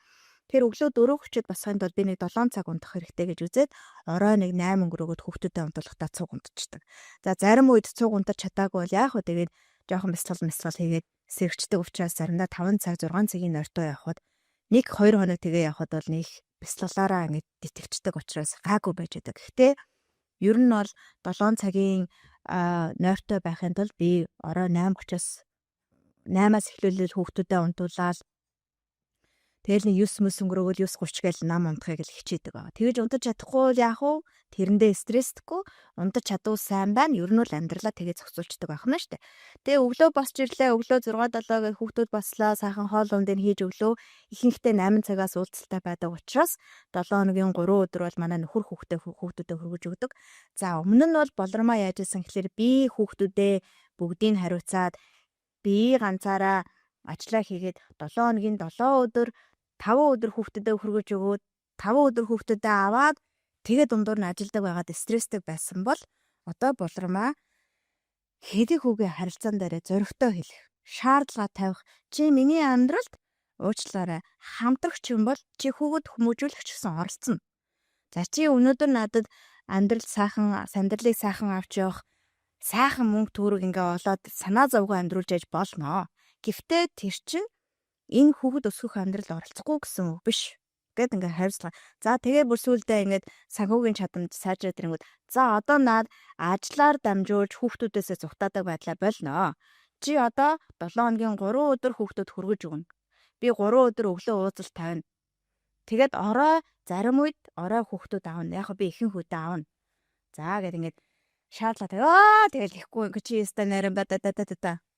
Энэ бол одоо ингээ миний шаардлага. Чи энэ хүсэлт хэрэгцээг биелүүлэхгүй юм бол ер нь тэгээд цуг энэ амьдралыг бүтээх хэрэг байна уу гэдэг ингээд сайхан хатуу хэлждэг. Тэгэхээр ийм зоригтой хэлэх үгээ хэрэгцээгээ маш сайн тодорхой хэлж чаддаг болохын тулд дотоод эдгэрэл маш чухал. Учир нь ингээд бид нар чинь өөрөө ингээд тэр эдэг одоо нөгөө шарах байгаа даа шүү дээ. Шарахч одоо жишээлбэл ингээд хүний өмнө хүсэл хэрэгцээг илэрхийлж чаддаггүй те. Тэрийг чинь хөндөх хүнтэй очиж суучдаг буюу сайхан уураараа ширүүн дөрхөөрөө сайхан бас юм хүчтэй байдлаараа ингээ хаагаа тавьчдаг хүнтэй очиж суучдаг те. Манай нөхөр бол нэлийн юм хүчтэй эрэгтэй хүн байх нь шүү дээ. Маскулин төрлийн. Тэнгүүд чинь тэрэндээ дүүцэж дуу хоолойгоо өөрөхийн тулд би адилхан эдгэрэл хийх хэрэгтэй болсон. Одоо бол яаж байгаа гэхээр тогтуун чарлж орилсон уйлсан дуу хоолойгоо шүү дээ. Тогтуун тайван дуу хоолой уучлаарай. Одоо ийм юмд надад дэмжлэг хэрэгтэй байна. Чи тусалж чадах уу? Гомд нь янз янзын болон тэрийн зөвшөөрнө. Гэхдээ надад ийм юм хэрэгтэй байна. Чи тусалж чадах уу? Тэгээ гомдлын сонсон за тэгвэл би хаяа чанд гольф тоглох эрхий чи олгоё. Хойлоо жоохон одоо энэ удаа чи энэ хагасаа өдөр надад тусалж бям гарагт надад тусалж чи дараагийн бям гарагт очиод гольф тоглож гэд Тэг дандаа юм жижигэн зохицуултуудыг хийж өгч үд. Амьдрал үнэндээ том зураг юм шиг болж өдөр тутмын жижигэн зохицуултууд байж идэг тийм үү. Тэгээд ажиллаа хийлээ, хийх юмаа хийлээ. Би хийх юмаа өглөө нөгөө баг маань найдаг учраас жоохон ингээд баг зэрэг цагийн зөрүүнээс хамаараад утас муцаар ингээд буудах хэрэг боллоо. Бүгдийг хаалаа, дараа нь бүгдийг хаалаа. Хэлэх юмаа имэйлээр эсвэл утсаар юмн дээр ингээд даатгаад орхлоо. Бүх юмаа хаагаад яг хийж байгаа ажлаа битсэн ажлаа тэрэндээ төвлөрүүлэх гэж оролддог. Тэгээд тэрэндээ хийлээ, цайны цагаараа хоолоо идлээ, гар сайхан агаар амслаа, болж ивэл дасгалаа хийлээ, болохгүй бол буцаад анхаарлаа төвлөрүүллээ. Тэгэл 3:40 гээл тэгэл хүүхдэд аавна. 3:40-аас ажил хийх хойш боломж байхгүй байдаг тийм ээ. Тэгээд хүүхдүүдээ авлаа, хүүхдүүдтэйгээ алаа хоол ундаа хэлээ 4 цагаас хойш ингээд. Тэгээ ер нь бол 3:30-аас өмнө хойш ажил хийдэггүй. Тэгэхээр байгууллагад ажилдаг тэгээ өөрөө ийм даатгах хүн байхгүй хувьд ямар зохицуулт хийж болох вэ гэхэлэр ер нь бол зохицуулах сонгод байгаа гэж бодоод ажил байдаг. Тэгээ цагаа хараад үзтээ би хаана анхаарлаа юун сарниулаад дэмий юм хийгээд байна. Тэрийгээ сайхан холдуулаад төлрүүлж хийгээд тэгээд өөртөө баяр хөөр бол би юунаас таашаал баяр хөөр авдаг вэ? Намайг маш гой сэргээж өгдөг баяр хөөр болгодог баяр хөөргийг өгдөг зүйл юу вэ? Би яаж гой ачаалаа тайлж болох вэ? Гэт тийм баяр хөөр, аз жаргал, хайр, нэн сэтгэлийн чинь гэгэн дөрвийн чинь сануулгах зүйлсүүдийг хийхэд анхаарлаа хандуулах. Миний хувьд бол одоо тэр маань илүү их бясалгал байгаа даа. Бясалгал тэгээд үйлчлэгч нартайгаа уулзах, за тэгээд бүтээн туурах явцдаа бол би дандаа тэр мэдрэмжүүдээ авчдаг. Таны ажил үнэхээр хүнд хэцүү байгаад байгаа бол засварлах боломжгүй байгаад байгаа бол тэгээд ажлаа хийлээ өөртөө баяр хөөр өгөх зүйлсүүдийг хийх. Тэр нь заавал нэг юм гал унтраах зүйлс биш те. Мэдрэмжээр таслагдах зүйлээс тоглож үзэх, тоглох. Заавал видео тоглоом байх албагүй. Тэ видео тоглоом байсан ч болно шүү дээ. Богино хугацаа тийм үү. Гэтэ хөгжим сонсох, бүжиглэх, дуулах, дуу аваа гаргах, биеэ хөдөлгөх, утга учир, баяр хөөр, хайр, нэн сэтгэлийн чинь одоо улам илүү хөглөх төсүүдийг хийх. Тэгээд дутгшоо чимээлээд анхаарлаа хандуулах тийм ээ. Тэр нэлээ удаа ярьж байгаа учраас зөндөө олон хэлэх юмнууд байгаа л учраас ингэж босгоё. Дараагийн подкаст дээр ярьж үгүй. болохоор яг энэ дээр нөгөө саяны яриануудыг яг сонсч ийсэн чинь за ганцхан ширхэг мөртлөө амархан юм юу ажиллах үгээ бодонгууд надад нэг миний зүр өөрөө амьдралтаа олсон нэг ойлголт байдаг байхгүй. Тэр нь болохоор яг сэтгэлийн данс гэдэг. Тэгээд ер нь яадаг вэ гэхээр ингээд би ингээд харилцаа болгон дээр ингээд ухамсаргүйгээр ингээд данс тооцоо боддог хүн байсан юм билээ л дээ. Одоо ч гэсэн тэгдэг байж магадгүй. Тэгээд ер нь хүн ингээ хүнд мөнгө зээлчээд хизэж мартдаггүй гэж ярьдаг. Эсвэл хүнээс мөнгө авчаад хизэж мартдаггүй гэж ярьдаг штэ.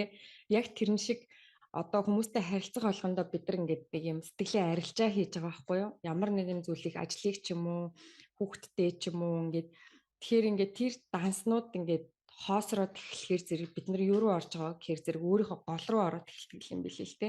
Одоо хоол ундаар ингэж нөхөж болох эрч хүч гэж байна.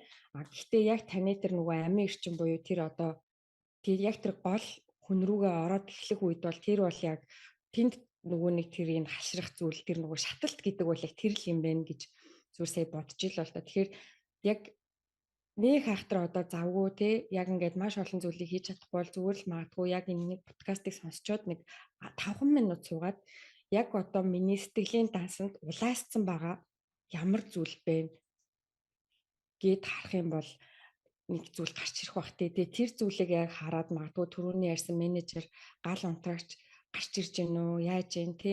Яг тэрнээр ингээд анхаарлаа хандуулах юм бол маш их зүйл гарч ирэх баха. Тэгээд хоёр дахь зүйл нь болохоор одоо 100% угаасаа ингээд бүх зүйлд байж чадахгүй гэдгийг хүлээн зөвшөөрөх буюу та нийлээл 100% штэ. Тэгэхээр аль нэгэн талын насаахад нөгөө тал нь угаасаа л буурна. Ерөөсөө энэ бол угаасаа л хорвоогийн зам. Энийг л би одоо ойлгох гэж маш олон жил явсан байгаа байхгүй. Бүх юмн дээр 100% байх гэж явж агаад тэгээд ятарчж байгаа байхгүй. Тэгэнгүүт одоо бол яг амьдралынхаа энэ үед бол би ажлыг 30% болголоо. Өмнө нь бол 90% байсан. Одоо би 30% болголоо гэд ингээд би өөрөө ухамсартайгаар энийг ингээд шийдэх үедээ саяны болормог коуч ярьж байгаа тэр зохион байгуулалтыг хийх боломжтой. Завсарлага аваад бодоогүй цагт хизээч зохион байгуулалт хийхгүй яана одоо тэр минь энэ минь гээл ингээд гүгэл ах юм бол нөгөө түрүү ярьсан энэ бол ингээд өөртөө огт ажиллаагүй ухамсартайгаа ажиллаагүйгийн шинжээ гэсэн шүү дээ.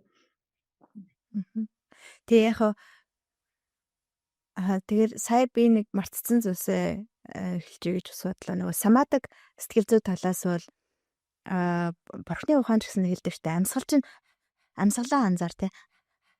Ийм байгадаг бол та бас стрессийнхаа төлөвтэй байгаа. Амьсгал чинь бүр байхгүй байгаа бол бүр юм гутралын төлөвтэй байгаа тийм ээ.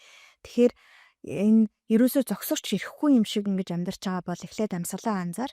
Тэгээ анзаарах бүртээ амьсгалаа гүн аваад 2 секунд төвжээд удаанаар 2 дахин удаанаар гаргаад л бай. Тэр энд та 10 секунд л орж тиймс 10 секундын амьсгал 10 секундын амьсгал. Тэгэхээр амьсгал тогтох үед хүний өөрөө майнд буй сэтгэл тогтоож ихэрдэг. Сэтгэл тогтоход яна гэдэг нь арай багасаад альва хийж байгаа юмдаа төвлөрөх болдог. Тэгэхээр биеэрээ зогсолт хийлээ, амьсгалаа анзаарлаа. Удаанаар гаргалаа. Одоо манай дээр үу аваа гэж байдаг жижигхэн 15 минутын дасгалууд байдаг шүү дээ. Тэрэн шиг дэм жижигхэн дасгалуудаар өөрийгөө сайхан сурлаад бүр ингээд дүүртсэн ингэсэн байгаа савыг сайхан сурлаад буулгаад тухайн мөчтөн те заавал та ажлаа хоош нь тавиад бүтэн 1 цагийг зарцуулах алдгүйгээр эхлээд тэгээд бариад авчих.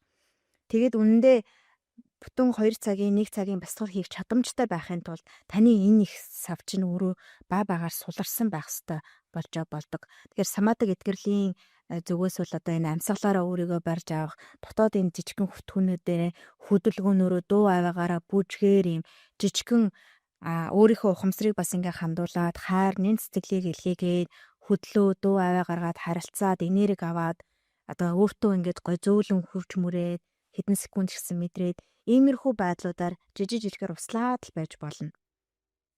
Тэгээ үнэндээ танд хэлий та гарах гарцгүй боломжгүй гэж бодож байгаач боломж өргөлж танд байж идэг. Боломж байна гэж дутгшоо ингээд хараад ингэхэд хийж байгаа ажил чинь улам илүү гой төгөлдөр шин. Маш гой болно. За, яриг нассан дуучлаарай сараа.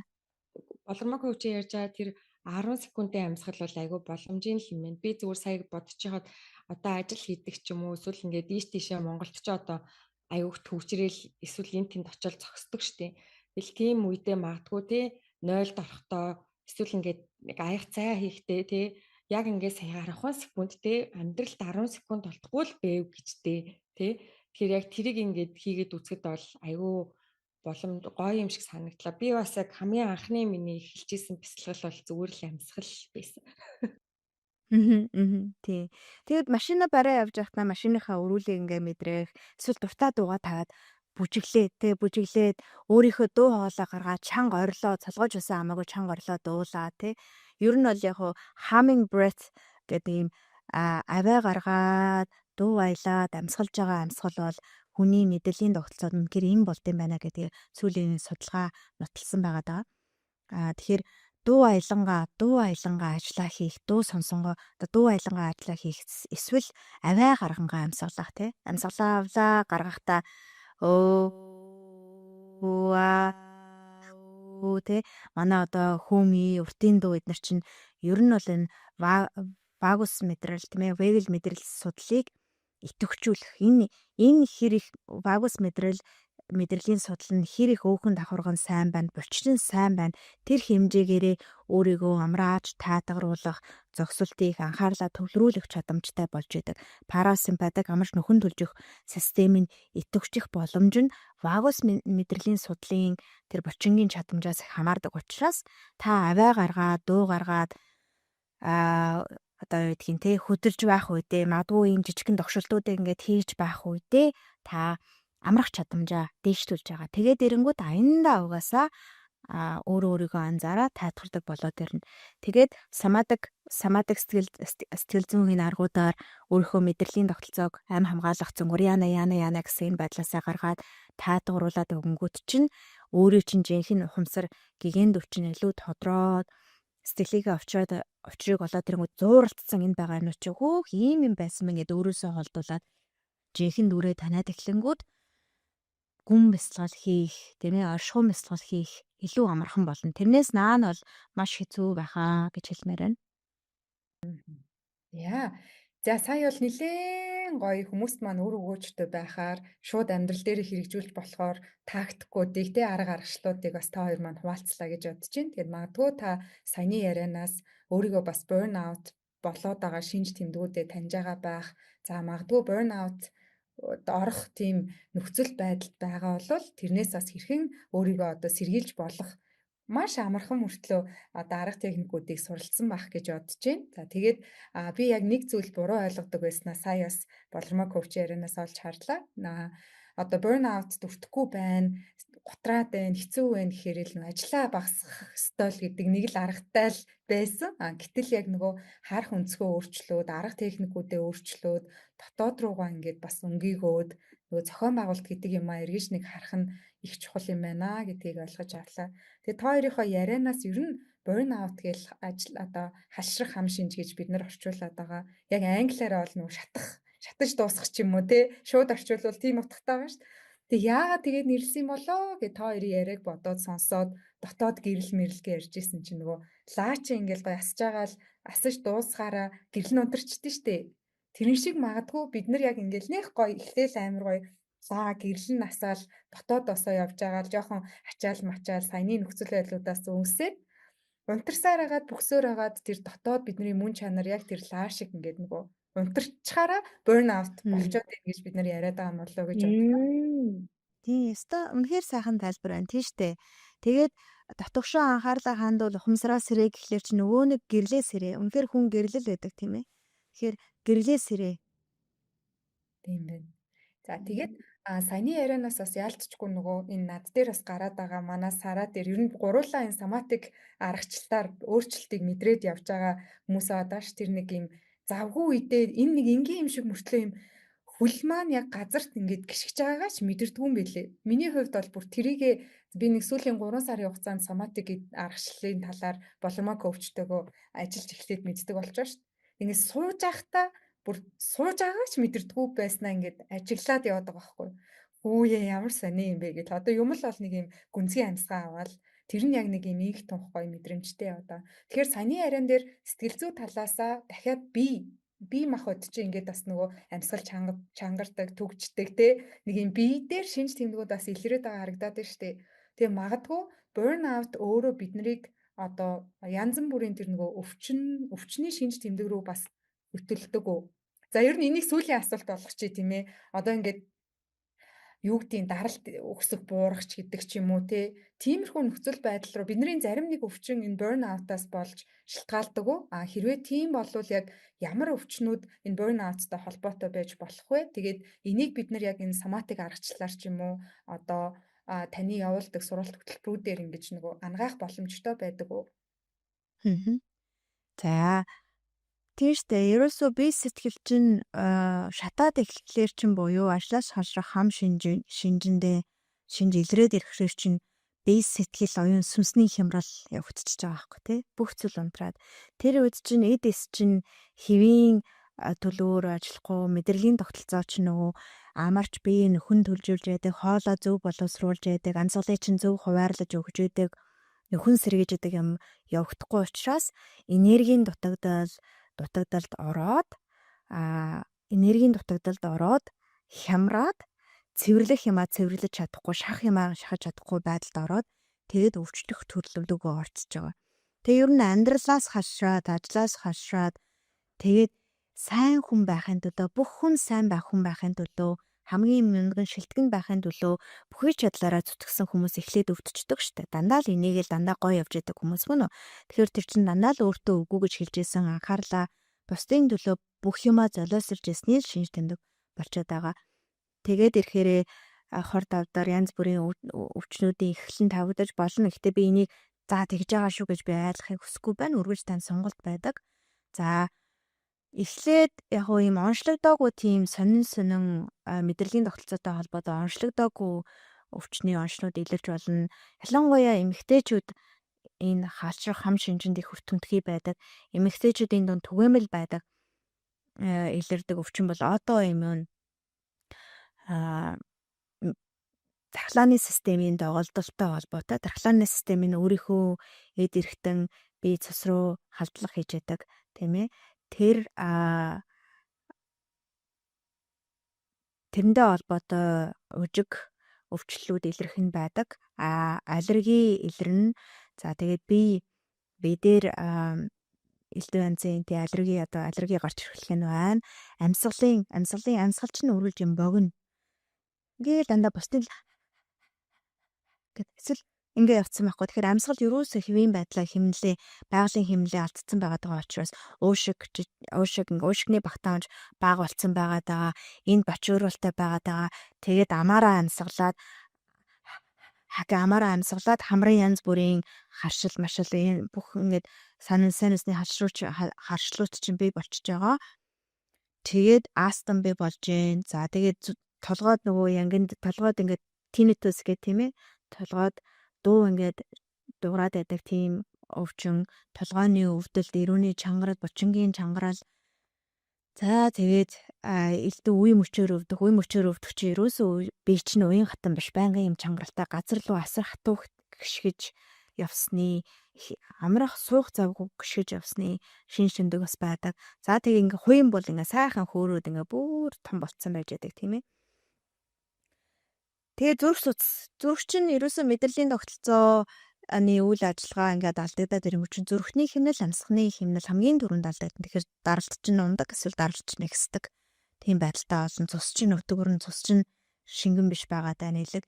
Тэр нь яг хуу мэдрэлийн тогтолцоо үндсэн эрхтнүүдийнхаа амийг чинь хамгаалахын тулд буюу аливаа юмны стресстэд гарцгүй яана би л болохгүй бол би хийхгүй бол гэд ингээд явж байгаа үед чинь мэдрэлийн тогтолцоо чинь сэтгэл чинь хамгаалтанд оронгуудаа үндсэн эрхтний чинь үйл ажиллагаа хоошин тавиад зөвхөн тэр амь хамгаалах зүйлс хамаг ирчүүч анхаарлаа чинь зориулждаг.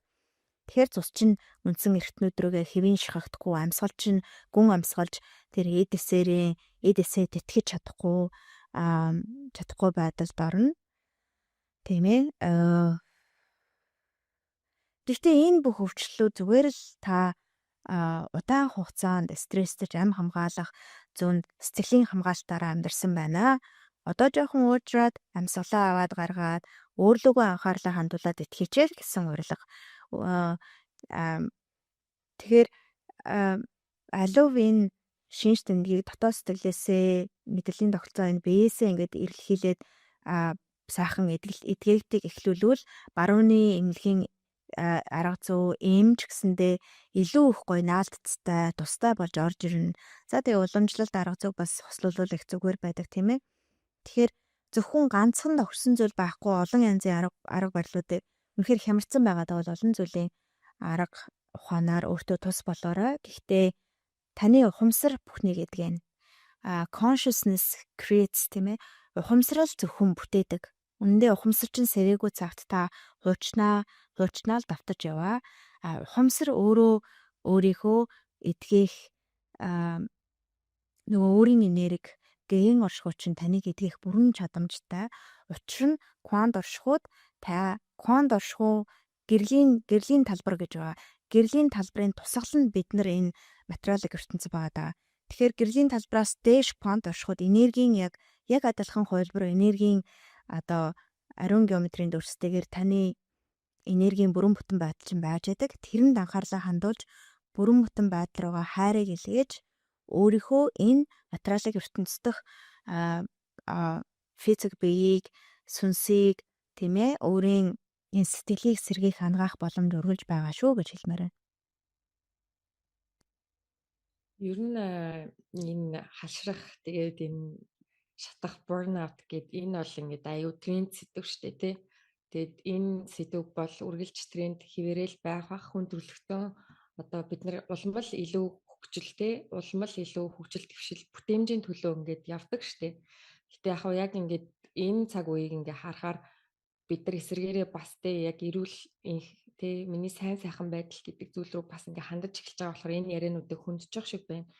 Тэгээд өнөөдрийн хувьд бол би яг энэ сэдвийг маш нэг хүрээнээс зөвхөн өөрийнхөө туршлагаар харж исэн юм байна.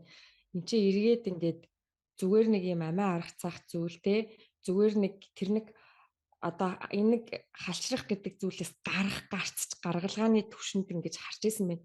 Гэтэл энэ цаана ингээд аюу олон зүйл байсан мэн. Сая одоо ингээд тэр гигэн оршихуй гэдэг зүйл хүртэл ингээд холбогдоод ороод ирчихтэй. Тэгэхээр энэ өөрөө маш том юм сэдв байсан байна. Тэгээд энийг ерөөсөө зөвхөн нэг ажил төрөл тэгээд одоо байгаа мэдрэмжээрээ хязгаарлаж бас ойлгож болохгүй юм байна гэдгийг ойлголоо. Тэгээд яг ганцхан зүйлийг аваад гарна гэвэл яг тэр 10 секундын амьсгал юм шиг санагдлаа.